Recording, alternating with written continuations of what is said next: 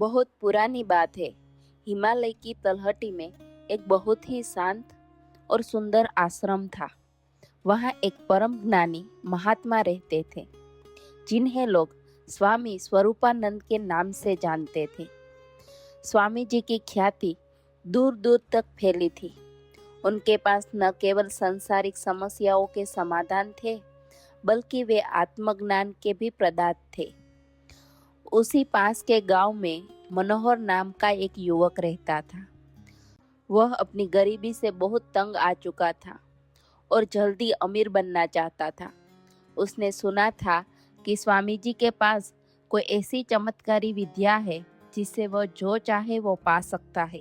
मनोहर ने स्वामी जी के दर्शन की ठानी और कड़े संघर्ष के बाद उनके आश्रम पहुंचा। स्वामी जी शांत होकर ध्यान में लीन थे। मनोहर ने इंतजार किया और जब स्वामी जी ध्यान से उठे तो उनके चरणों में गिर पड़ा। हे गुरुदेव, मुझे धन चाहिए। मैं गरीब हूँ, मेहनत से थक चुका हूँ। कृपया मुझे कोई ऐसा रास्ता बताइए कि मैं धनी हो जाऊं।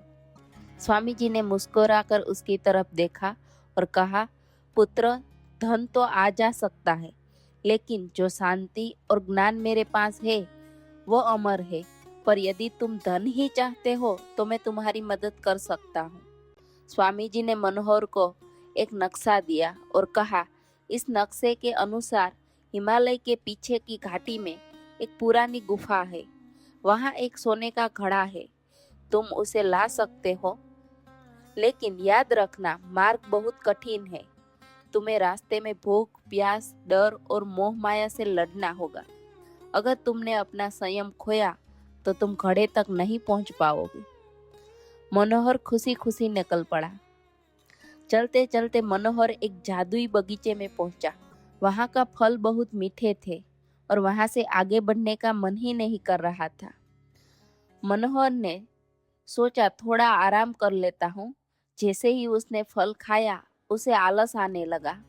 उसे अपने घर की सुख सुविधा की याद आने लगी, लेकिन उसे गुरु की चेतना ही याद थी। उसने अपनी इच्छाओं को दबाया और आगे बढ़ गया। आगे एक अंधेरी गुफा आई। वहां उसे अजीब अजीब आवाजें सुनाई देने लगी। उसे लगा कि कोई उसे मार डालेगा। वह डर के मारे कांपने लगा। उसने सोचा, सोने का घड़ा लेकर मैं क्या करूंगा?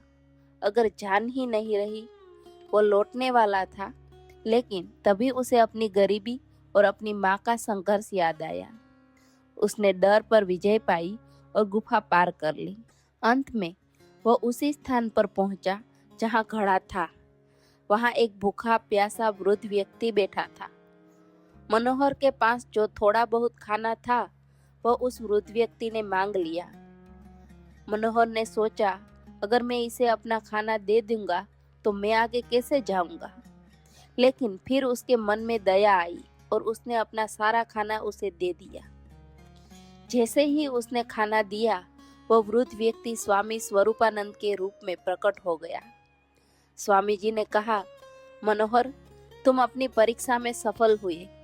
मैंने तुम्हें यहाँ कोई सोने का घड़ा देने नहीं बुलाया था।